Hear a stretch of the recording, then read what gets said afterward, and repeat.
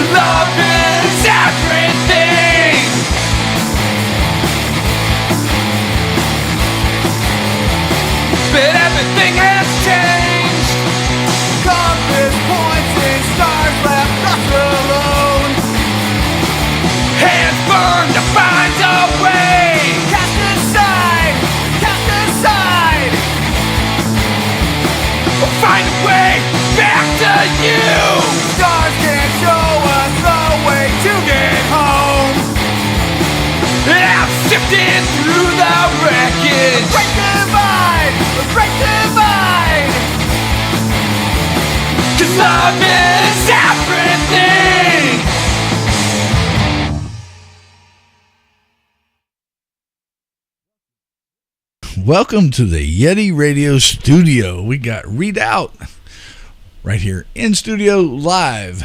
Miss Tina Judy, Mr.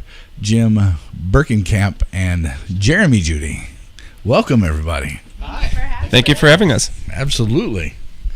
When Actually, I think you guys hit me up twice, and I don't know what happened the first time. I'm like, wait a minute, wasn't I supposed to do this already? And when the second one, I was like, they're in Goodyear. This one should be easy. We finally suckered you into it. No, definitely not that. If it was missed, it was accidentally missed. But thank you for being here and coming and hanging out. This is really cool. I like to have a whole lot of fun doing this, and getting to meet everybody is the biggest part of all the fun for me, because there's going to be that day one day, and that'll be amazing. Yeah. And so I'll let you guys start by introducing yourselves and what got you started in music. You want me to go first? All right. Hello, I'm Jeremy Judy. I play drums and a little bit of vocals in REDOUBT. I've been playing music since high school with this guy next to me, who you'll meet in a second. But just been in a bunch of bands across the U.S. and just kind of caught the bug and never stopped. Where are you from? Originally, the northwest suburbs of Illinois. Okay. Awesome. Is that everybody? Yep. Ish. Yeah. Ish? Ish, yeah. Yes. Jim and I are, and Tina's a little closer to Chicago. Yeah. Okay. Same general area. Yeah. Nice. At least as far as not being from Arizona. Yeah. So definitely cool. Where all have you played, or as far as some of the states of the bands that you've been in, I should say? Jim and I were playing together in Illinois, and then Tina and I moved to Portland, Oregon. So we played in a few bands together out in Portland, Oregon. We moved back to Illinois, and Jim and I played together again, and then moved out here, and all three of us are playing together. Nice. Very cool. So, how long have you two been married? Too long. Almost 20 years. Almost It'll be 20 20 years? next year, so 19 Okay. years this year. What? Yeah.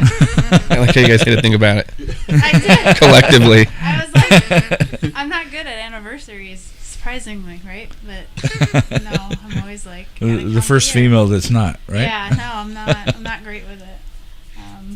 Luckily, we played together in bands before we got married, so Okay. we already had the band dynamic nailed down before. Yes. Yeah, so we've been married for it'll be 19 years in September. Together a little bit longer than that, but Okay. so yeah. Sounds Cool. good. Yeah. So what's the analogy between the difference on keeping a band together and keeping a marriage together? Which one's harder? This one seems like it's pretty easy because it's been a while. Yeah. Yeah, I mean, I would say probably, I mean, if the circumstances are right, a band is harder to keep together because you have more working parts or moving parts. You know, Yeah. marriage is just two people. A band is Several personalities. yeah. So Right. Where a marriage is usually 2 or 3 personalities. Right. right, depending on where you live. And the band, then you're looking at 3, 4, 5, 6, depending on how 10. many people are in Yeah. the band, yeah. And then their spouses Yeah. usually play some sort of part in it. So yeah, you got a lot of deciding factors. Well, this is kind of neat because somebody dropped an idea in my ear and said one day I should interview the wives of a band. Mm-hmm. And I'm like, wow, well, we get a little bit of that. She happens to be part of the band, but I've been both though, right? Right. So, Yeah. because when our son was younger, we couldn't both be in a band at the same time because Right. someone had to be home with the kids. So I kind of took a back seat, and he was just in band. So I've played both roles, so Right. I can give Good. both. She wasn't nearly as doting as I wanted her to be either. No, unfortunately. When you've been on the other side, it's kind of hard to be the doting wife. Sure. Mr. Jim, how about you? So my name is Jim. I play guitar and do the vocals. I've been playing also since high school. For me, what got me into music originally was just 80s hard rock and metal. Okay. And that's kind of how I got into playing music and that. And then just him and I have been playing in bands and that's been about it. I just stayed in Illinois the whole time and that, so. Okay. How's Well, that? you're wearing a crew shirt, but Yes. you're wearing a mellow hat. Yes. He's a complicated guy. He's an enigma. Not complicated. That's not complicated. That's diverse. Yeah, there you go. It's a pizza company. Okay. Awesome. Yeah. Because he's Great. really a dick. Or they just had good pizza. So I know you explained it to me, so I'll let you explain it for everybody now. How you came up with the band name? Redoubt is just like a small fort, so it's kind of not supposed to be a permanent structure, just kind of something that's made from earth products, been around since medieval times. Yeah. I came across it visiting sites of the Revolutionary War, that they had these redoubts and that, and I just liked the name. So we Okay. looked it up when Jim brought it up. It says a lot. Like it was a temporary structure, Right. kind of like a first line of defense situation, and it also the word means a place of retreat. So Okay. I thought that was So kind of actual interesting. definition there. Yeah, No, our Awesome. band is a temporary structure, so that's where we. That's right. Oh, awesome. So what have been some of your biggest career highlights so far? I wouldn't call it a career, Yeti. Well, you've been doing it for A couple years now, yeah. you know, a while. At some point, it's got to be a career. Even though this is a hobby, I consider this a second career. There you As go. much Yeah. fun as I'm having and whatnot. So it's Yeah. you got to have some highlights in it. Oh yeah, I mean, for me, I would say, I mean, all of it's kind of a highlight. We're lucky, I guess lucky or whatever you'd call it. That we don't do it to try to make it a career or try to make it whatever. So it is 100% based on just having fun and having experiences. So Okay. so there hasn't really been any real turmoil or anything like that, that some bands might go through. But just meeting bands, meeting people, being able to play shows, all those are highlights. Even those shows that are just so messed up at the time or whatever are fun stories in hindsight. So Oh yeah, just, definitely. at least for me, the memories, I would say. Yeah, I think most recently, I think playing the Mason Music Festival was really cool. Yeah.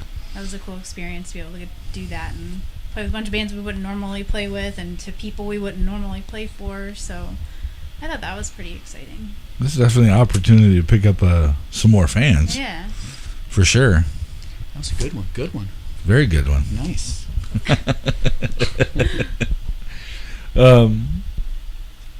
What are some of your philosophies in music as far as putting stuff together and Do you like that? who comes up with the idea and who typically starts it? You are talking about as far as Songwriting? A songwriting? song? Usually Jim brings the meat and the potatoes Yes. to it. Okay. 99.9% And then of the time. then usually I'll deconstruct it and we'll argue about it. And just kind of change the arrangement or whatever, and work on this and that, and So Jim usually brings his guitar part and most of the time vocals. He'll have a whole song mostly fleshed out for the most part, and he'll bring that to us, and then we'll write our perspective parts for that song. Okay. Sometimes it's a collaboration of, you should try this, you should try that, but for the most part, yeah. that's usually how it ends up coming together. All the songs end up being as much of a democratic process you can have in a band. Right. We all kind of add what we would like to all sort of make it our song. Even though he comes up with the majority of it, it's I don't think there's any of our songs really that are like Jim's songs or Tina's song or Jeremy's song. Like they're all Right. readout songs when we get done with it, because we end up adding our own individual parts that do kind of become something. I don't know. Do we have any that were kind of like totally fleshed out and kept them? Like probably a few of the older ones, right? Like Promised Land. Yeah, maybe just a couple. Even some of them we changed a little bit. But And we have maybe one or two that actually kind of just came together while we were jamming at practice, but yeah. that's rare. Yeah, I think as far as a philosophy, like we don't kind of getting back to being fortunate enough where we don't rely on this as our income. Right. Really, everything is based on, is it going to be a fun experience, and if it doesn't sound like something that we're going to enjoy, we just don't do it. We've turned down a lot of shows and so forth that people would probably think or see as a hey, this is a great opportunity, but if it doesn't sound like a good time, then we kind of go with our gut and we'll back off from this. So we're I would say there's probably quite a few more bands that are a lot more active than we are as far as playing so many shows and whatnot, but we kind of go for the quality, not quantity side of things. Right, definitely. Yeah, we usually only play about once a month on average. So we see a lot of bands that try to play every weekend or every other weekend, and we can't do that anymore. So, who are some of your musical influences? Jim's first. Well, I got Motley Crue. Okay. I mean, like Anthrax, Metallica, even some of the other stuff like Helmet, Right. Fugazi, and that, Rancid. Anybody specifically because you're a guitarist? There's a lot. Jerry Garcia. Jerry Garcia. No. Well, I'm a big fan of like James Hetfield and Scotty Ian, and then even like Malcolm Young because I like rhythm more than lead. So those guys, probably. Okay. Awesome. Definitely. Tina? I definitely grew up with a lot more of definitely a lot of 80s music, but then got into punk when I was pretty young. So a lot of the earlier punk bands and then a lot of the DC Discord type bands that came after that, like Fugazi, Jawbox, bands like that have been a big influence in something when I was younger. I was like, that's what I want to do. That's what I want to play. So Cool. Yeah, a lot of those bands for sure. Yeah, Tina and I are pretty close with that. I'll say I'm probably right in between with Jim and Tina. Probably the same story that it's become a cliche with everyone is you listen to music, but it doesn't quite grab you, and you're listening to whatever's in the zeitgeist. So when I was younger, I was into everything that was in front of me. So like Beastie Boys and Poison and Slaughter and same time Technotronic and EMF, stuff like that. And then around like 89, 90, a friend of mine's sister loaned me a few of her tapes because said I think you might like these, and it was Screeching Weasel, Boogada Boogada, the first album, Fugazi, Minor Threat, and Social Distortion, and that's the first time that like I heard music that was like whoa, that actually kind of blew me away, and I had a connection with it. So then from there I got into punk rock. And then bands like Anthrax, Anthrax was probably my first like band that I loved. So then that moved on to other bands like Bad Religion and some punk rock, but then started getting more into the sort of punk influenced but more creative and some punk rock bands like the DC scene, like Fugazi, Shudder to Think, Jawbox, like Tina said, and since then I been trying to devour everything I could.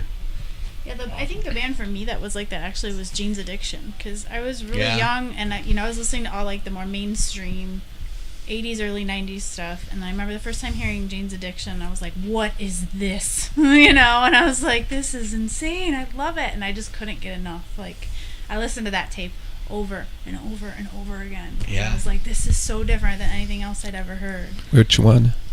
It was Nothing Shocking. Yeah. And I just thought it was so great. And then that's when it like kind of opened me up. And then my cousin started introducing me to punk bands, and it was like Screeching Weasel, and I was like, this is amazing. Right. And like, This I just isn't couldn't just believe music. it. This is something like, else. Yep. And so that's when you said that, I was like, oh, I totally remember that feeling of like, this is way different than anything I'm used to. Yeah, I could go back to that moment, like right away. Yeah. Just I could see Same. those tapes. I can see just everything, and that was, that's my cliche life-changing moment Right. where music went from something that you just listened to something that was Felt. a holy shit moment. Yeah. Can I say shit? Absolutely. All right. I already did. So. Twice. We're not over the airwaves. We're on the World Wide Web. Well, shit. So, do you have any off the wall pre-show rituals? I do not. Yeah, I don't think I do either. Okay. You know that story you were telling us about that guy looking for the nose candy? Yes. This one to the left of me, I don't want to say she has a little bit of a problem, but People are gonna not know that you're joking because they don't know. she needs to get the motor revving before a show, and this is why we don't make money. Awesome. She also has a tattoo across her stomach that says gas, grass, titties, and ass. You know. Okay. Okay, for everyone out there, I'm playing. Sorry. So if you want to know what's harder Those to across keep her together, belly, I'm going to be like, it might be keeping a marriage together. It's I know, harder for them. Today, it Right? might be a little harder for him to do. That's for sure. Did you hear they didn't make it to 20? Hell, at this point, they may not make it to 19. That's right. How dare you, Yeti? Oh, Lord. So what do you think that it is that makes your music unique? Well, I think the main thing is our kind of diversity of influences, considering that Jim comes from the more of the metal background, whereas me and Jeremy come more from the punk or, DC post-punk kind of stuff. It definitely, I think, makes it more of a mix that you don't typically see in a lot of rock bands, because it's usually this is a punk band, this is a metal band, this, kind of a thing. Whereas I think we kind of dip our toes into a few different genres, I guess you could say. Yeah. And so I think that makes us a little more unique than a lot of the bands that I've heard. Yeah, we don't really have a Set. particular sound that we really kind of go for. We just, whatever comes out is what comes out as a song. I think in I think there's a lot of bands that have I don't want to say a formula, but when you hear a song or a band that does have a particular sound, right away, oh, that's that band. Right. I could definitely speak for myself and anything that Jim and I have done, I guess Tina too, but it's like all the bands that we've been in, for good or for bad, have real diverse songs. Just like you just played Loop, which is one of the mellower songs, but then we have some heavier ones, we have some straight ahead punk ones, we have some noisier type songs too. So I think probably just kind of a higher diversity level in writing than other bands might do.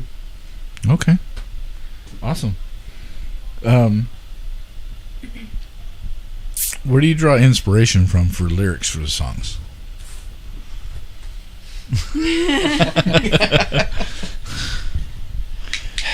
Most of the time, I don't have anything specific going into it, and it's when I'm either playing a verse or chorus when I'm writing a song that I just kind of start scatting a little bit, and then sometimes I'll have a line that comes out and it sticks and I like it, so then I'll develop the song around it.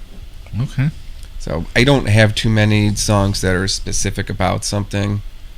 A lot of times it's just a line that will come to me, and then it's making up stuff around that. And then get with them, and then they help fill in the rest of the blanks. And yeah. I have a note section on my phone that's a million miles long of just like random lines that might just come to my head throughout the day, and I'll put it down, and it doesn't really, might not mean anything, but for some reason it just popped into my head.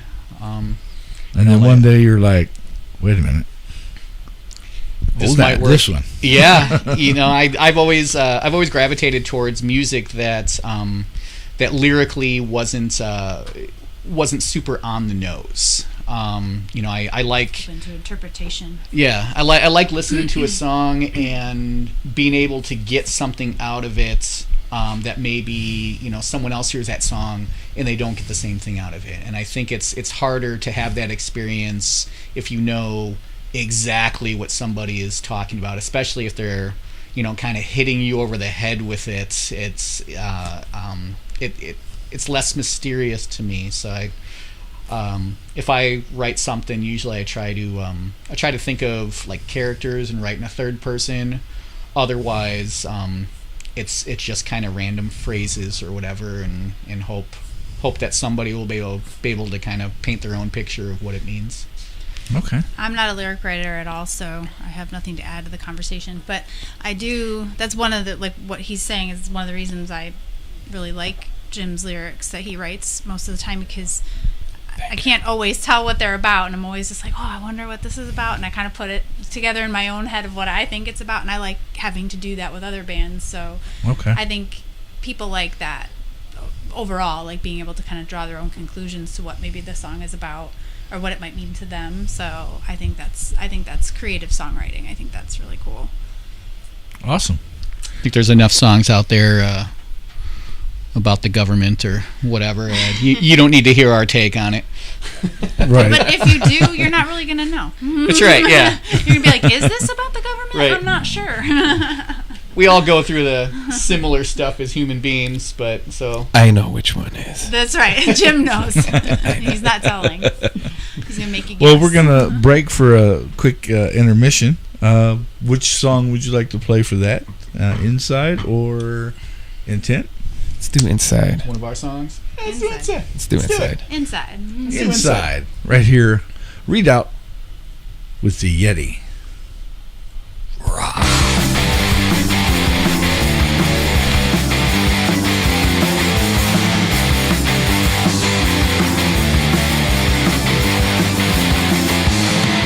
Goddamn, get on your feet. To hell and back again.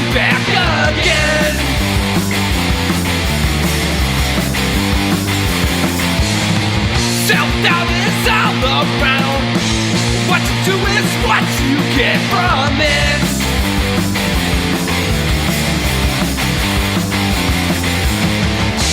I'm the let down. Don't back down. Closer you are to the inside. Lost and found. You're coming around. Closer you are to the inside out.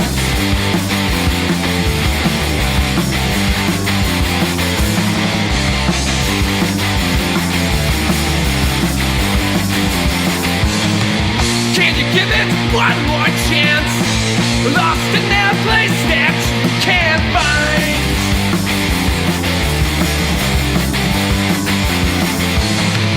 This is what you make. In the end, it's always at the start.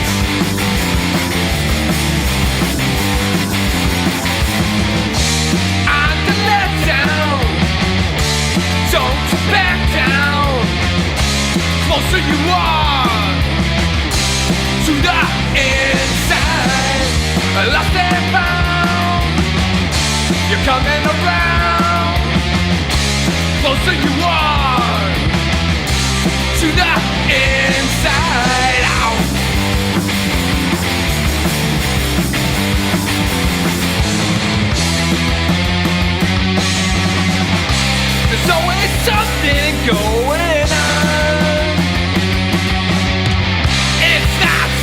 what it takes.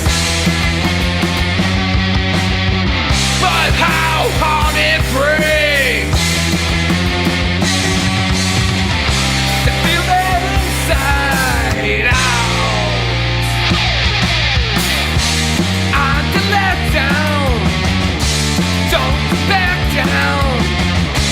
Closer you are to the inside, lost and found. You're coming around. Closer you are to the inside out.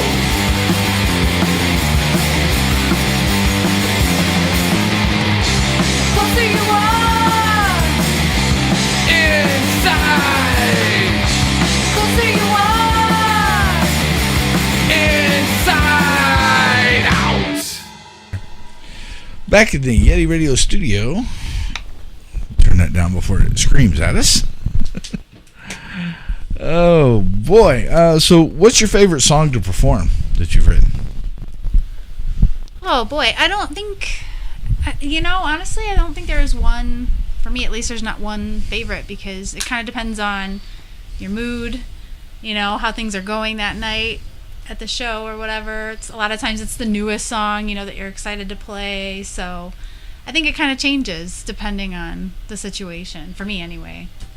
Yeah, for me it's how the night's going, at what point it is in the set. And Let's go. Yeah. was that too vague? What's going on in my head? I got a lot of stuff going on, Yeti. No, yeah. A lot of times it'll be whatever our newest set of songs are, because they're brand new and they're fun to play. They're usually the most challenging because they are so new. And being on the drums, one of my favorite things is being able to kind of look back and forth between Tina and Jim, and kind of if there's certain songs that I know are usually kind of teetering on the edge, like sometimes we'll hit it, sometimes we won't, whatever. It's kind of cool to kind of watch them, and we either get it or we don't, and be able to make that sort of nonverbal contact, saying like yes, You or get that look like, or damn, what the hell was that? yeah. I mean that's one of my favorite things when I see a band is their communication, how they play together as a band. Like I think I'd rather see their dynamic as they play and appreciate it more when they're having a rough night and how they pull through it, than to see a band that's just killing it for the 300th time in a row. Right. It's like we've all heard a song done well. It's kind of cool to see those personal aspects of those bands. Well, as a non-musician music lover,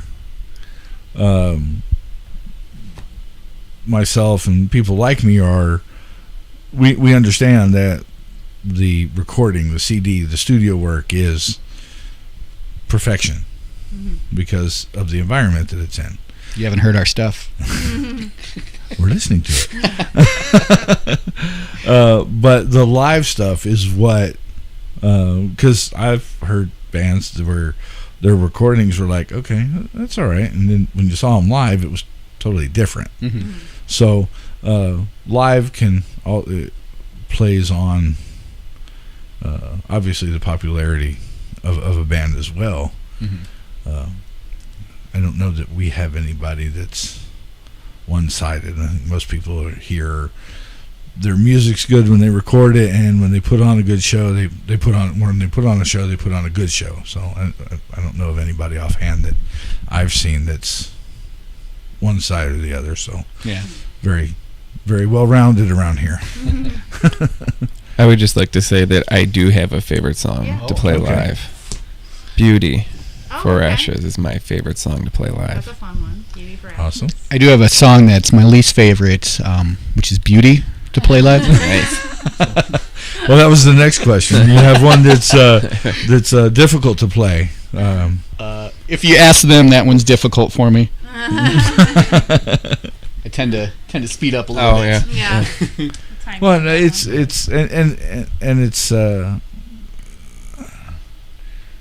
the question is worded. Let me see. What is your most difficult song to perform? It could be for many different reasons.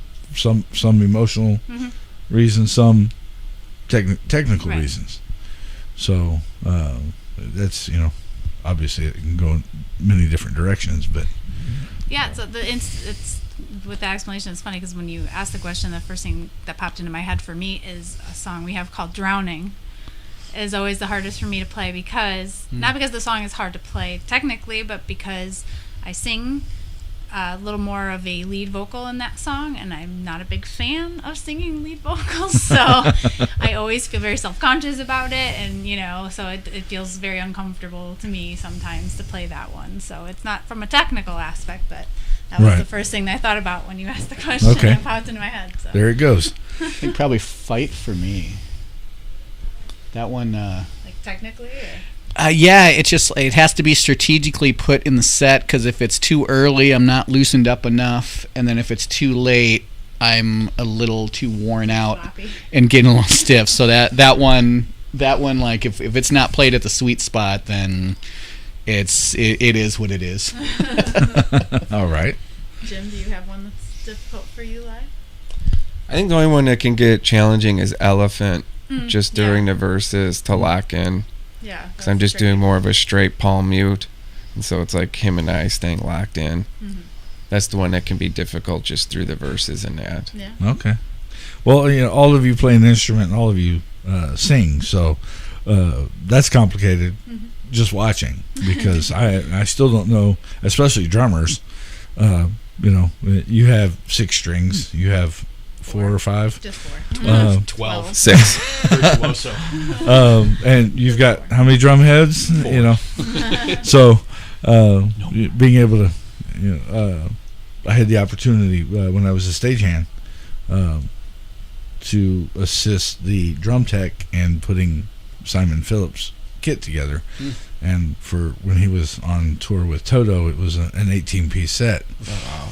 And it's just too many drums. It was it wasn't all drums. That's including cymbals. Oh, okay. But it was a lot, and it was phenomenal to put it together. And we had accidentally had a strategic camera placement that was perfect, and caught his 7-minute solo. Oh, nice. Straight down, and it was phenomenal. Unfortunately, I don't have that anymore either. I'm like, damn it. I have a theory that all the bigger bands with all like the huge gear, the gigantic drum kits, if they had to set up themselves, I'd like to see what they would actually be playing. Well, sure. If someone else doing the work. Right, like they. I think they. Sure, add that. That's cool. I think they forgot back in the day when it's just like, all right, loaded in the van. Yeah. Sure. Well, like Tommy and his giant sphere and spinning around. Right, yeah. Yeah. You wouldn't be doing that if you had to put it together. I think James Hetfield would be playing a little combo amp.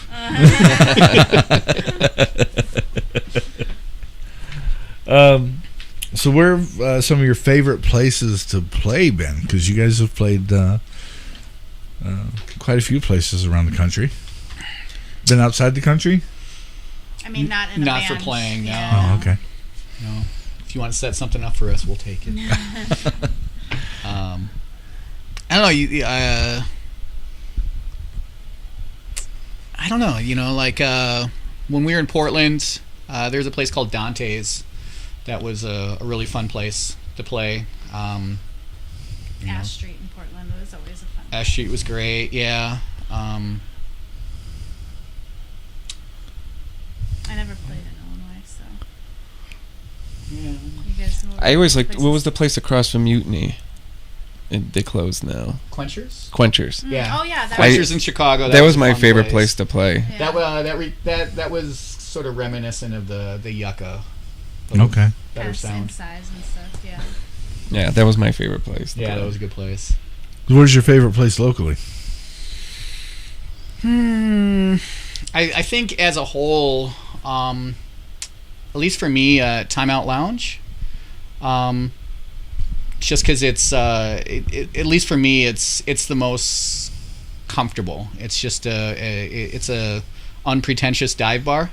You know, it doesn't try to be anything more than that. And Laura's, you know, always been great with us. So just for comfortability factor, I really like it there. It's always a fun show. Yeah, just the lighting needs to come down a little bit. And then it's a little too office. A little too bright.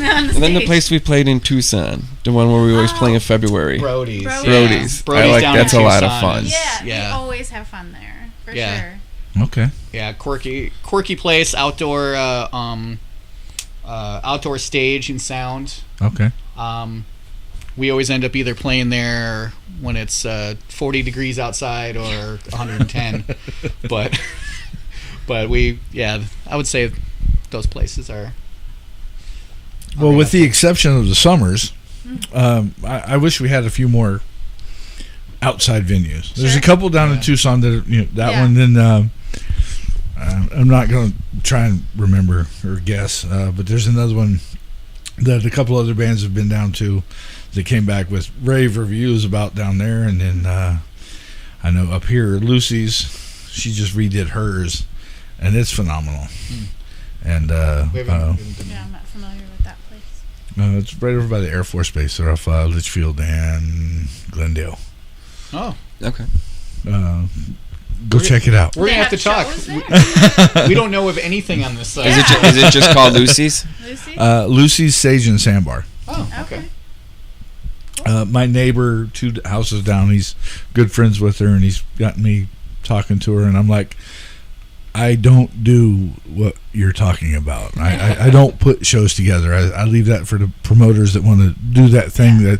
That's too much for me on top of the rest of life that's going on for me. Yeah. You know, maybe later on in the future, I doubt it because I see how it goes now, so it probably never happen for me, but you know, when things lighten up a little bit, maybe. I have to say, here, as opposed to Illinois, Portland, and other places, it's a lot harder to book shows. It's very much like herding cats. So I feel you. Yes, definitely. Well, as far as herding cats, we've come up with a concept that works. Those companies that sell the ready-made meals or whatever, and they ship them to you, the ice packs that come with them, when it's hot outside, just put them out.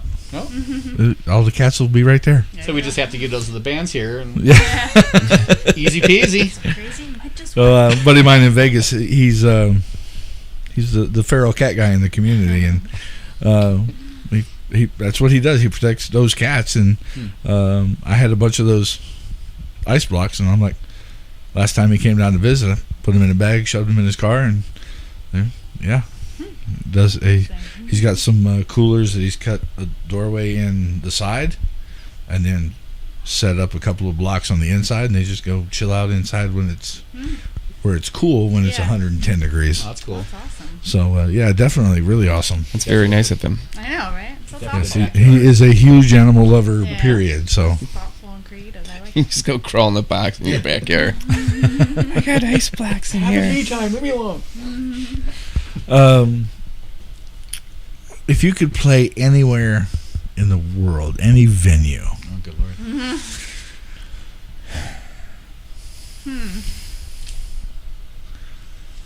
I don't even know. I know I just want to visit all of them. All right. I'm sure there is a lot better, but because growing up in Chicago and never having a chance to play there, You gonna say the it. Metro. Yeah. That, Um, same. I would say same. And going back to favorite places to play, Fireside. Yeah, that was another one. Fireside. Oh, yeah. Fireside was always fun. So I would have also liked to play McGregor's. Yeah, that Ugh. would have been great. That would have been fun. Not around anymore, but is this a time machine Yeah. where we play, or is this the only now things that are open?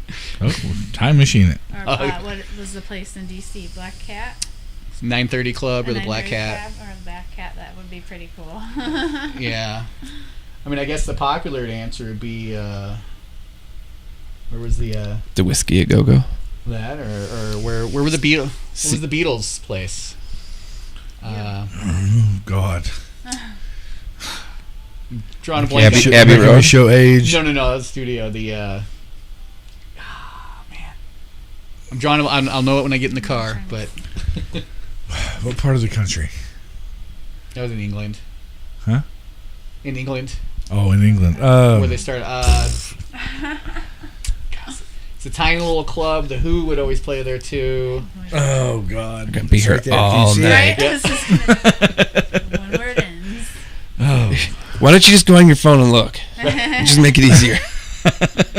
It's better for the viewers if we Right. just sat here for about 10 minutes and we're like, it's right there. Well, there's one person, at least one person watching on YouTube. So I kept checking to see if they were going to throw the They're answer in probably chat. screaming at their screen like, Hey, idiots! It's the fucking Beatles. You should know that. rock history? Yeah, we're just gonna leave them hanging on that one. Yeah, we're gonna have to because Here we go. I'm shooting myself in the foot too. As far as locally, I think my favorite place to see a show is the Crescent. So Yeah. that would be kind of fun to be able to play a show at the Crescent. I got to go to the Crescent, and He has thoughts. I love that place. Yeah. It is not big. Right. It's like the perfect size. It is. That's where I went to see Oh. him, and it's crazy. It was phenomenal. I was like, wow, this is really. There was like 15 musicians on stage. Oh, wow. Yeah, they have excellent Yeah. sound there. I love that. Oh yeah. It's cool there too because I found that like bands that would be playing 1,500 seaters in Chicago will be playing the Crescent here in a 400 seaters. So it's kind of a double-edged sword that like a lot of bands kind of skip Phoenix and it's not as much of a music town as like Chicago or whatever. For touring, Because a lot of those bands, the ones that do come through, you get right up there. It's a lot more intimate that you wouldn't be able to get. One of the first shows that I saw when we first moved here was Helmet there, and it's right up front. And I think the second time it's the one that you came with too. Went right up front. So it's kind of. That's kind of nice. Yeah. We have a lot of people that are jealous at home when they see our pictures from the shows, or Right. Yeah. you see theirs and they're quite a few rows back. Yeah. Right. Definitely more intimate Yeah. throughout the valley. Yeah. For the majority of the venues. Yeah.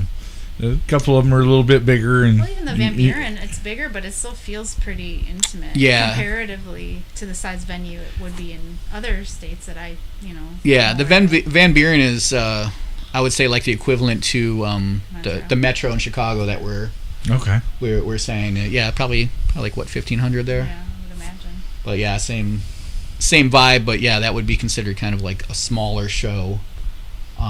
When here, like those are getting up there in the numbers. Right, definitely. Seems like a lot of fun. The intimacy of some of the shows is just even with when some of the bigger bands come through, and it's 1,500 or 2,000 people as opposed to a stadium full. Right. Yeah. I don't like stadium shows. No, I don't either. I really don't. I worked in a theater. It was an 1,800 seat theater with a balcony, and it was amazing. Yeah. And our audio engineer was phenomenal, and we had a system that would just knock your socks off. But we played some pretty big people in it, and it's like, wow, the sound was amazing. The intimacy with the crowd was just phenomenal, and so something like that just seems really, really awesome.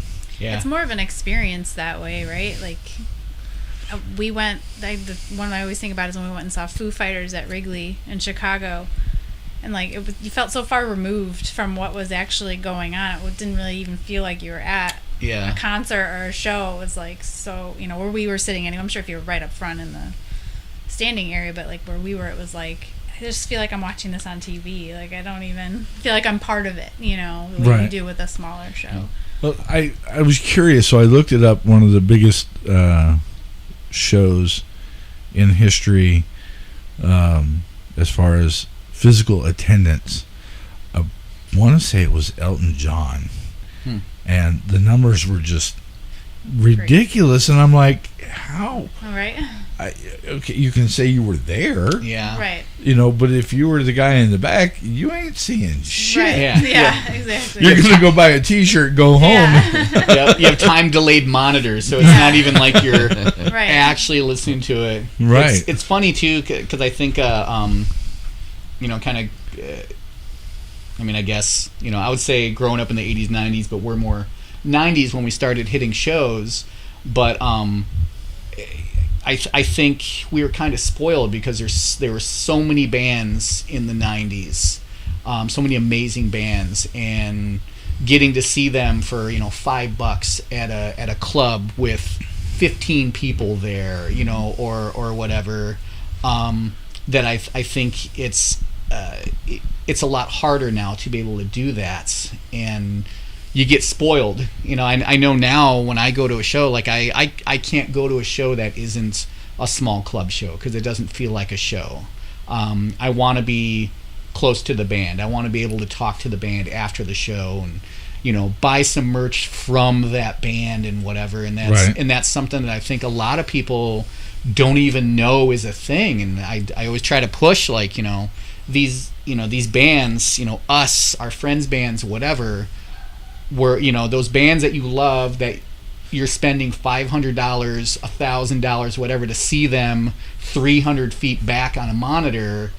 They started out in clubs playing to 10 people, you know, and riding in a van, whatever. And it's like, take advantage of that. You know, there's chances are one of these bands that are playing around the valley that, you know, that you sort of dismiss, whatever, are going to become one of those bands tomorrow, and, you know, be able to say, I saw them when. So go to local shows. But absolutely. Yeah, you see these and it's like $50 to see, and it's like, I already saw them when it was $10. I can't do it.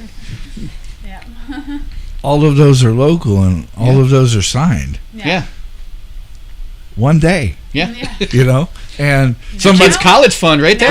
Well, no, somebody asked me that one day. They were like, would you ever sell any of it? And I'm like, no. Yeah. It doesn't have a monetary value to me. It has a story. It has a whole ton of just feeling in it, you know, because most of I don't want to be wrong. I think most of them have been in here. There's a few up there that haven't, and I'm working on it. But I want, you know, I want. I've set this up to be warm, to be inviting, to, you know, give people an opportunity. If you guys become famous and I get to say I interviewed you, right? You know, that means something to me. It may not mean anything to anybody else, but that's cool for me. You know, you can even say that now if you want. You don't have to wait. It's just a case. Well, it's great to have something like this where it is focused on the local music, because I mean, we have plenty of stuff that plays the mainstream things that are already popular, already signed, everything like that. And so the smaller local bands don't get a lot of attention. And there's a lot of people who don't even know that that's a thing. Like, they only know the mainstream music that they hear on the radio. You know what I mean? They don't even know that they could go see a few years ago band. You know what I mean? So that was me. I was like, what am I missing? Yeah. I was like, you've got to be kidding me. Yeah. And I think I told you guys before we started, my buddy in Washington, he's been on me about starting the station. Mm-hmm. He's like, nobody's doing what you're doing. Yeah. And then I heard the John Bon Jovi interview or statement where he went to a brand new radio station that didn't even have a receptionist yet, walked in and on the DJ's glass. And when he went on break, he came out and he played Runaway for him, and he liked it, and they put it on the radio. That's what this is for. Yeah. To be that outlet to say, hey, New Music Monday. I put this up with the band for their new song. Take it and do something with it. Mm-hmm. I don't want anything for it. This is for you to be able to go, hey, this is our song, and the Yeti played it, and because you're gonna see me because I'm not talented and I guess don't have the right equipment or the help to make the switch so that you don't see me during the song. Sorry. And the only reason I'm on camera is because a couple of the places that I broadcast on are video sites, and people get rude when you don't go on camera on a video site. So Sure. I get it. I understand it. So here I am. I'm local music is trying important. not to break the camera, so I won't look at it. Yeah, Medusa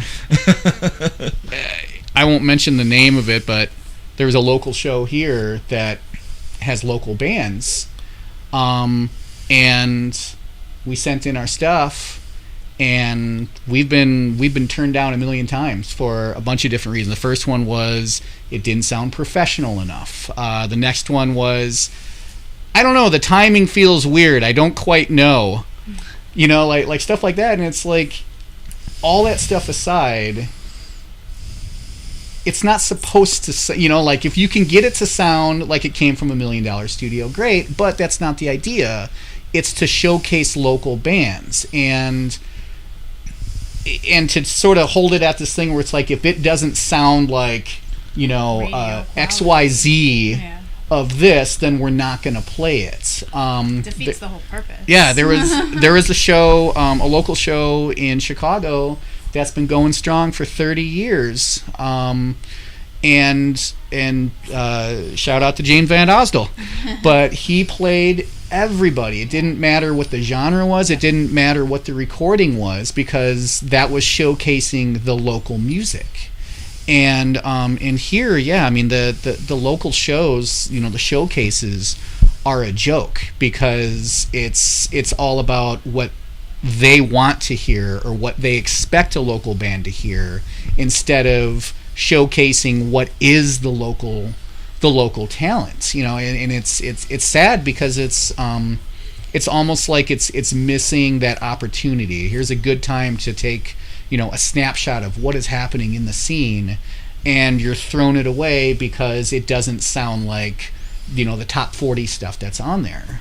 Right. So Absolutely. Which is why I right away reached out to you, because it's like, shoot, why not? We have someone that's spending their time to help promote local music, and to do that. And it's absolutely important.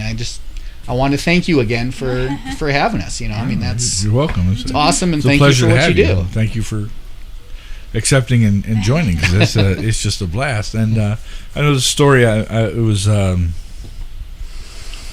Moonshine Voodoo Band, and Pete Cummings is on drums for them, and he's a local DJ for years. And I got to meet him and talk to him a little bit, and he looked at me and said, I wish there were at least 10 more of you. Right. So you're doing important work. Yes. Yeah. Don't feel as though it's not noticed. Yeah. Thank you. It's a lot of fun. Like I said, I get to meet almost everybody. I'm working on it. It takes time for one person to meet. Let's see, there's about 2,000 bands, and we'll say an average of three or four members per band. Yeah, that's a lot of people to have to try and meet and listen to. And I don't want to say you got to step it up, but there's about 790 songs on the station now, Yeah, and that's impressive. I've heard every one of them at least once. Yeah. In the last month and a half. So definitely a whole lot of fun. But definitely, let's see. If you could collaborate with anybody, Time Machine it. Oh boy. If you guys could collaborate with anybody. I mean, you know what I'm going to say. what are you gonna say? Jay Robbins. because he is the best in my eyes. Awesome. And I guess I have a few different people for different reasons, but I'll let Jim go first. I have no idea. He's got to think about it some more. Yeah, I have no idea. Yeah. If I had to say it for you, I would say either James Hetfield or Dave Grohl. Yeah, Is that fair? Say that. Okay, Fair. that'll work. I mean, there's a lot of people that I would like to. Yeah, fair. There is a lot of people I can Yeah. sit here and Narrow it name down. off for sure. You know, as far as with me, I don't know. I can't think of any to collaborate with so much, but as far as people I would just love to sit down with and just pick their brain, or just have just a great conversation with. I'd have to say Ian MacKaye from Fugazi and of Discord fame. I mean, just with everything that he's done, he pretty much created everything DIY that that we know. Awesome. And yeah, I mean, Jay Robbins, because he's Jay Robbins. And Right, because everything he touched turns to gold. yeah, but yeah, Don Zantara, because he's one of my favorite engineers. He's pretty much made the soundtrack to everything that made me want to play music. Yeah. I'm gonna go different genres and time machines. There you go, buddy. I would say I would love to play with the Blues Brothers, like the backing band. No. Okay. I couldn't keep up with them. Yeah. Yeah. Just that the whole was- rhythm and blues in there. Yeah. That'd be fun. Yeah. That'd be Definitely. fun. And then Wow, I that just opened up a whole wormhole. I like a lot of the Motown in that. Yeah. Yeah. I like the groove in that. A lot of those songs. God, just hanging out Absolutely. for a lot of God. those sessions. Yeah. I would just love to be a fly in the Yeah, I was wall. just gonna You say always that. forget about that one, and that's the one. I'm like, Well- oh. Well, even like sitting in on either like with the Wrecking Crew, or even like in the '80s, Yep. like with Toto, just because a lot of those guys were the session players, and just sitting with them. Playing on Thriller. And, like, I couldn't keep up, but that would just be awesome. Yeah. Right? How insane would it be just to sit with Quincy Jones and Michael Jackson and be like, I'm just going to chill and see what you guys talk about. Right. He's gonna spit out of his mouth what he wants, and then you can be like, okay, I'll figure that out. Yeah. I'm sure I'm eventually, hopefully, fingers crossed, going to get somebody to interview in here one day where I'm just going to go, okay, the mic's yours. Because I'm going to be like, I don't know what to ask that everybody doesn't already know. So what do you want to Right. talk about? Yeah. That would be cool. And that could be anybody. There's 1,200. Yeah. 1,200 options. So I'm sure you'll think of one. I can't think of just one. That's the problem. Right. But so you guys got anything coming up in the future? I know you just did your March. You had your little 3-song EP release. Yeah. Yeah, we did that one. We're getting set to record again. We're going to do, 5 songs? Yep. Okay. Excuse me, 5 songs. Couple shows coming up at the end of the summer, beginning of the fall. We got one at the Palo Verde, and then one at the Timeout. Okay. So we always manage to kind of keep busy. We do everything at the home studio, so when we have a batch of songs ready to go, then we just kind of set up the mics and keep them set up and Take do our our normal time. practices. Yeah, and just kind of we do everything live. And is that a good take? All right, yeah, let's keep that one. And so Awesome. yeah, we're always busy with something, even if we're not playing shows too regularly. We're never bored. Yeah, our next show is September 30th. Yeah. Right? Yeah, so it's a little ways away, but Yeah, I think that would be probably like 3 months since our last show, yeah, like in we between did take shows. a little bit of an impromptu break. We didn't need to, but it happened that way. No one's when- clamoring to see us. Yeah, 28 days at 110 or better. I know. Take a break. Yeah. I know. I'm like, you Not great. want me to drive where? All right. No, in fact, the night Disturbed got canceled. Oh yeah. Oh yeah, Everything's melting. I went over to Lucy's, and there was a local cover band playing, and I've been trying to catch them for a while because they're, even though they're a cover band, they're very active, and even on social media, it's just crazy. So, very nice bunch of people, the Outliers, and I wanted to see them, and so I went over to Lucy's, and damn, it was hot, and I'm like, I'm glad I didn't drive over to the East Valley for something, because it is too hot. I work outside during the day, and yeah, it's when I average about 5.5 miles a day doing my job in the heat. It's not a great distance, but when it's 100, 105, 110 degrees, that's enough for me. Right. I'd come home, take a nap, and drink a cold one. Yeah. Absolutely. So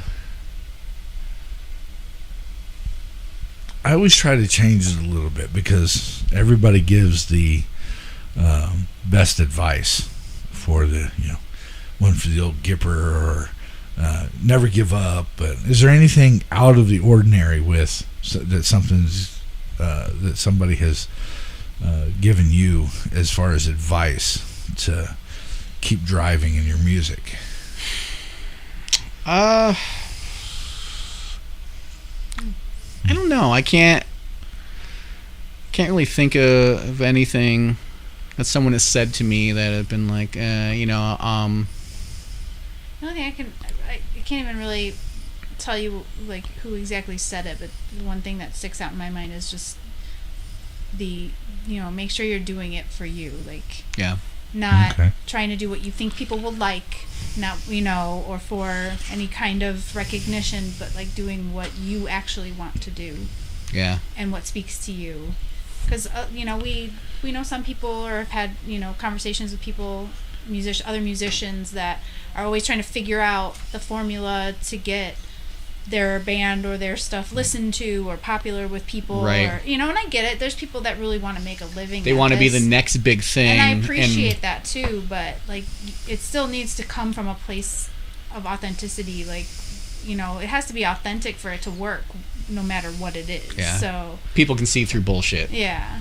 Right. Yeah. So, and especially if you're watching. We're fully aware that watching the clock. Sorry. We're fully aware that like, what we do may not be everyone's cup of tea, but it's like, as long as we are happy with it and are proud of it and enjoy it, that's all that matters. It's our cup of tea. The people. Right. There's bands that have a following. Right. And however big that following, about how many Deadheads are there? How many Parrot Heads are there? How many people on the dark side of the moon? Yeah.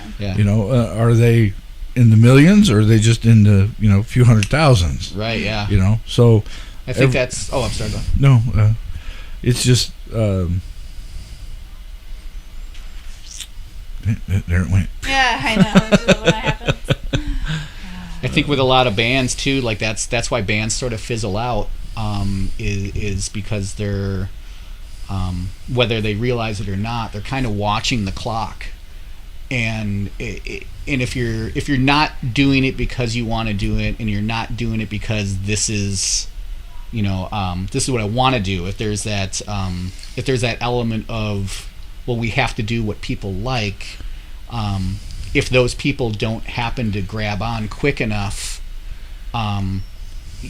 you burn yourself out, because then you keep trying to search for, okay, well, what will people like, or whatever, and then you end up sacrificing or compromising, I should say, what you want out of your music to try to give what you think people want out of your music, and then it becomes a job, and right. Music should be enjoyable, and once I know for me, once it becomes my job, I'm out. Okay. That's when you're in a cover band. It's right. Yeah. Right. That's you just become a cover band. Well, like for me, from what I've seen over the history, like the 80s bands, when we hit the 90s, they changed their sound. Mm-hmm. And they lost a lot of fans that way. Mm-hmm. We don't want you new. We just want you. Yeah. Continue being what you were, and it'll live on forever. Yeah. The only way you're going to lose those fans is when they, end up 6 feet under, and they'll probably still be tapping their toes when they head out. And ironically, it was probably their record label telling them, you got to change your sound so you can sell albums. Right. And then their fans said, we don't like the sound, they don't sell albums. And then the label's probably saying, like, hey, what you guys do? Yeah. Right?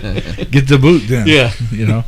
It's always someone else's fault, At the same time, when a band is together for so long, there is a natural evolution that happens. Sure, yeah. In the sound. Because, keep it fresh. Eventually you can't keep writing the same song over and over again. So how many notes are there? Right. Well, you'd be. Have you never heard of a little band called AC/DC? Well, again, not every band, but I think it happens a lot more often with bands that are together for a long time, and sometimes, people just can't let go of what they knew that band to be, maybe, and accept what they're becoming. But sometimes that's just kind of a natural evolution, I think. As a fan, you either have to accept where they're going and go along for the ride, or, I don't like this new direction.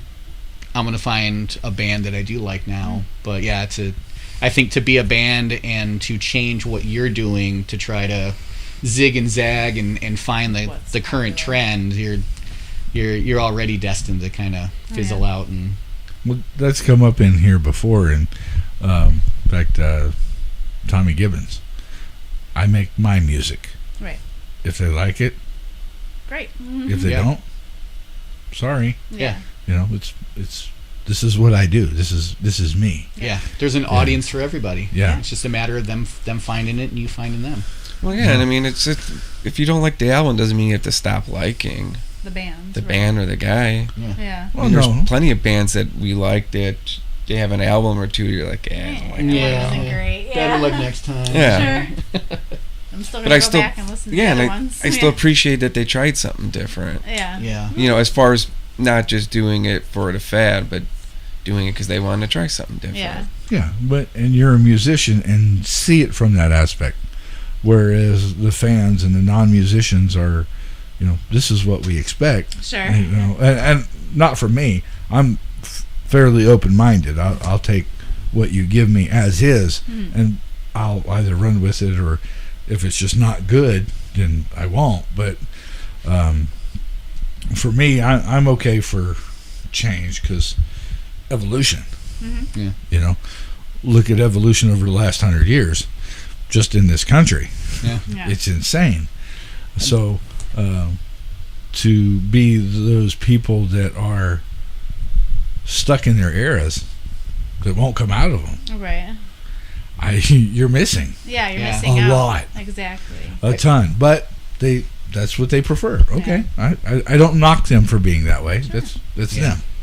I think with listening to music too, the listening experience has changed the way that people listen to music, and I think it's a lot harder because the attention span is so much shorter. I know when I was younger and I would buy an album, it may not blow me away right away, but I spent my $10-12 on this on this album.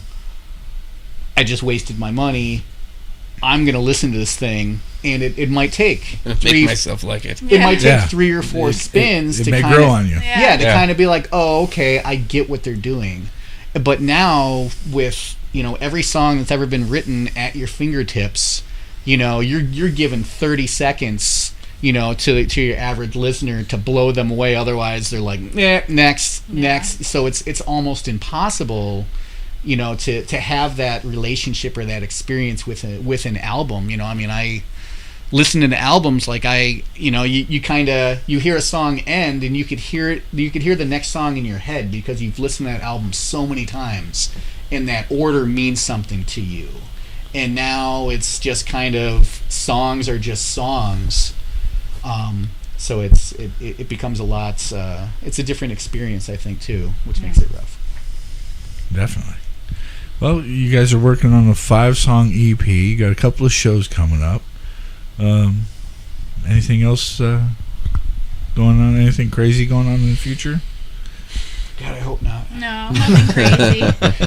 No, we're pretty. We're all middle aged. Work full time jobs. Have teenagers. That, Yeah, like, we're dull and well Yeah. adjusted. Nothing Yeah, too crazy. we're no band drama. No. We're probably not going to be breaking up anytime soon. We'll be playing shows, writing songs, About and once doing. We're just going to wait and see if you make it through your 19th anniversary. That's Right, right. right.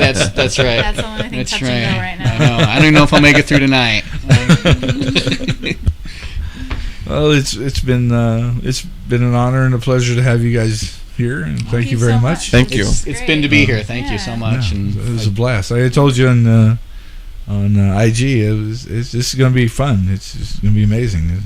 It always is. It's just always worked no out matter- for you still?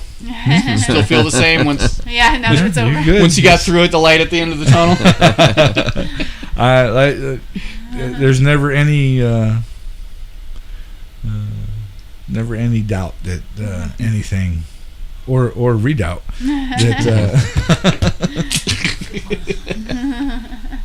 And you're a drummer. I know. well, you'll have to listen to it because I did it for you. Okay.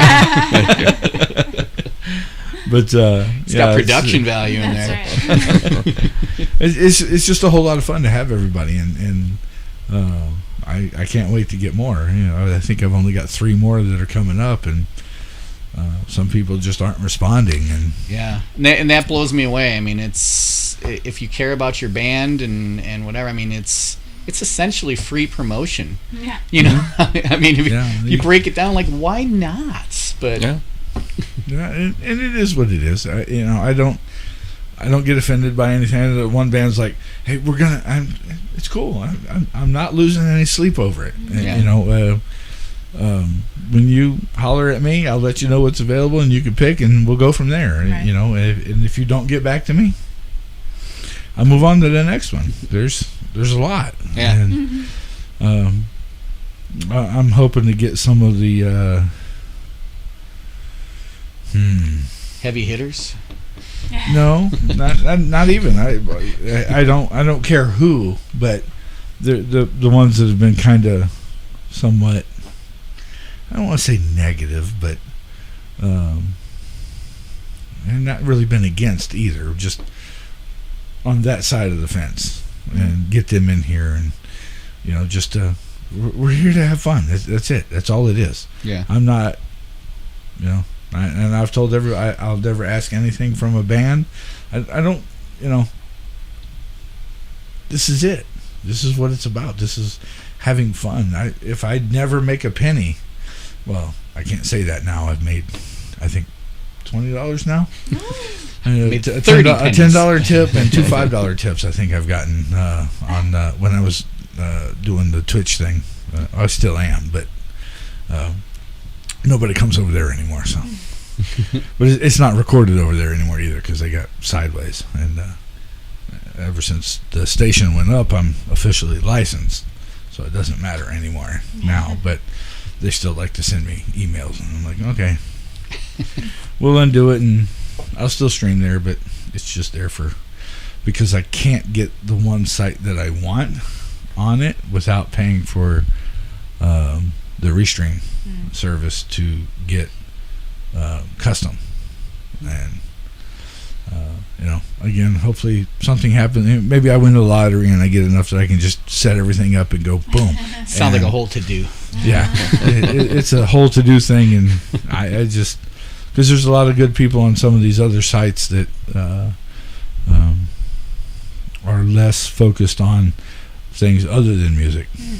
So, and I would love to be able to do it there, but I definitely want YouTube, because YouTube saves this so you guys can do something with it. Yeah. Yeah. And if you can't figure out a way to get it downloaded, let me know. I'll download it and put it in Google Drive and email you, and you can download it from there, and we'll be good. Excellent. So whatever, it doesn't matter. It's for you guys. We'll use whatever. We'll take whatever you're willing to do. But we're again, not bashful. with all that, thank you again for coming and joining me in the studio. And Thank you. Having Thank a you. great interview and a great time. Yeah. And we'll close out with. Want to tell anything about Intent? because I believe when you released the EP, that was the song you told me to represent the EP with. Okay. What you got? I don't know. You don't know? Okay. We Well, do just have a. It was Words of wisdom there. Oh, go ahead. What were you going to say? no. It's just someone. It's more or less just someone playing the martyr role. okay. So that's you know. What it's about. That's another one where I had the chorus of it, the chords, and then the word just "Don't Die for Us Now" came out. So then I ended up writing everything around that. Okay. So We did film a pretty cheesy video for that song that you can see on our YouTube channel. So there you go. You can go and watch that if you want to see us make fools out of ourselves. Listen, wait till you get to see the one I'm in. Oh boy. Are you watching, Mike? In fact, the last couple of really short scenes, he still needs me and Travis from Rockin' Free Live to come back over, and there's one scene where it's just going to be me and Travis as me, and then me as the Yeti for the final, and I can't wait to see how this turns out. This is quite interesting. So Yeah, I'm curious to watch it. yeah, so am I. I've been waiting. So hopefully we get some dates set up so we can get over there and get the rest of it recorded, and he can get it finished, and we'll get it out there. I'll have to play that one a lot. But again, thank you guys for coming, and Thank you for having us. If you want to hang out for a little bit, and we'll do a promo if you don't mind. Sure. And Sounds shoot good. a picture, and then Tina's gonna swear though. A lot. Like a lot. I don't know. She gets Atomic Kings, Mr. Jimmy Taft said, Jimmy fucking Taft. So it's okay. I don't mind. You can give a Tina fucking Judy. That's right. There you go. Wow. She says it at home all the time. I'm Tina fucking Judy. That's right. Better do the dishes. That's right. You know Bite why my you're gonna tongue. take out that trash? Here's Redoubt with the Yeti and Intent. Such a vicious man, always want to control, making and breaking his way, choosing what's left behind, digging into the pain, and always with intent, into the wound of denial. Scars are the people you seek, and over you play, searching for more of the same, sipping the fear of the end, and always with intent. This was the time and place, and those were the things that we said, and this is the end, but don't die for us now.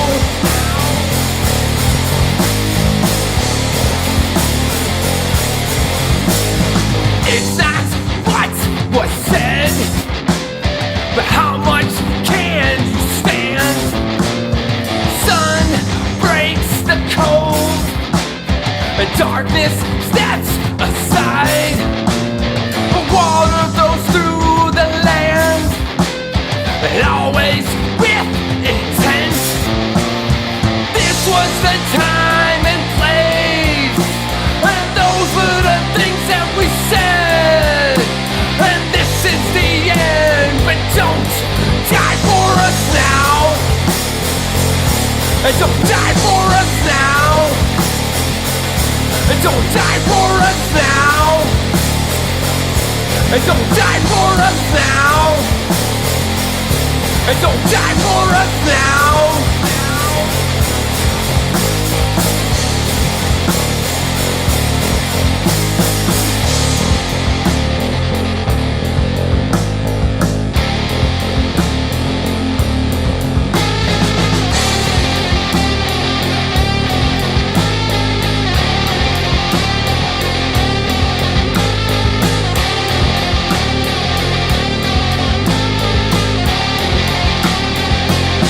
Don't die for us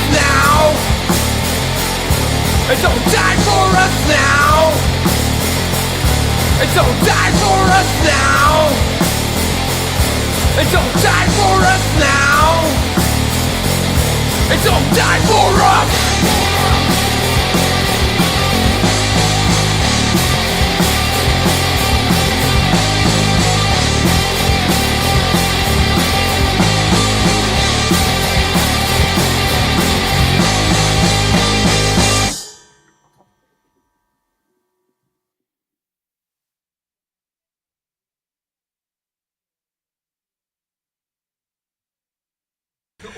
All right, it's the Yeti Radio and Redoubt. Thank you very much for joining the Yeti tonight, and hope everybody had a great time.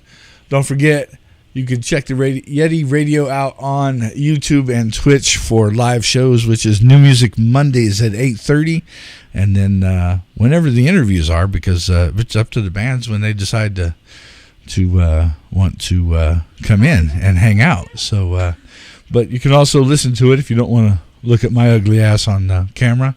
You can listen to it on Live 365, Odyssey, Radio.net, MyTuner Radio, Online Radio Box, Streamitter, Apple Music, or Apple TV. And if you happen to have one of them cute little Sonos speakers, you can listen to me there as well. And hopefully we'll have Alexa figured out here in the next week or two and get that all set up. But thank you again very much for joining the Yeti tonight with Redoubt in studio for an amazing interview, and hope you have a great rest of your week and an amazing weekend. I'm the Yeti.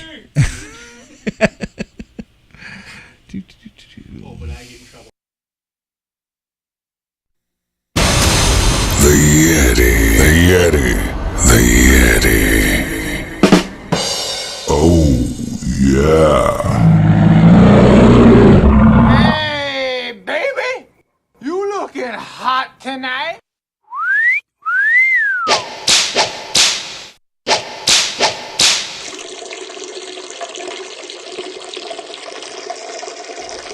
Still streaming.